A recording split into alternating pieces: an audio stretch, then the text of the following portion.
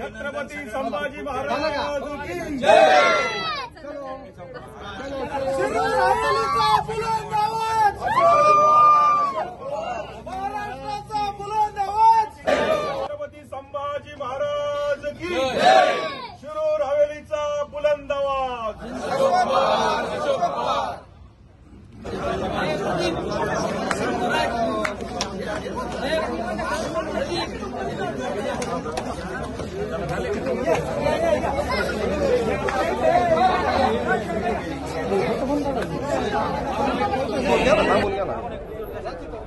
थोडा बारीक येईल पण सगळ्यांचा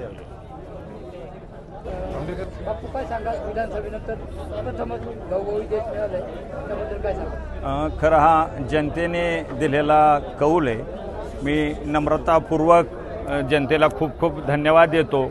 त्यांना नतमस्तक होऊन मी त्या ठिकाणी त्यांचे आशीर्वाद रूपाने हे सगळे उमेदवार खऱ्या अर्थाने निवडून आले आणि बॅलेट पेपरचा विजय खऱ्या अर्थानं बॅलेट पेपरवरती मतदान झालं आणि हा म्हणून मोठा विजय या ठिकाणी घसघशीत विजय।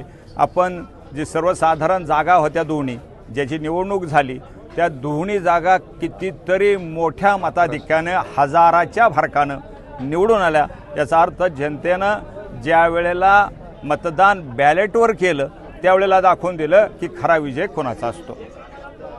या यशाबद्दल काय सांगाल?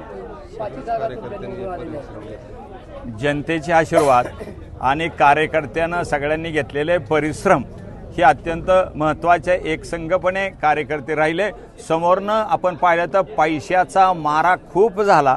जसा मागच्या काही निवडणुकीत विधानसभेच्या त्यांनी केला तसाच मारा ही मर्यादित निवडणूक असताना पण केला होता। विरोधकांनी सगळे एकवटले होते, परंतु कार्यकर्त्यांच्या पाठिंब्यामुळं एक पाठबळ मोठं या सगळ्या उमेदवारांना मिळालं आणि म्हणून हे सगळे उमेदवार मोठ्या मताधिक्यानं निवडून आलेले आपण पाहत आहे। धन्यवाद।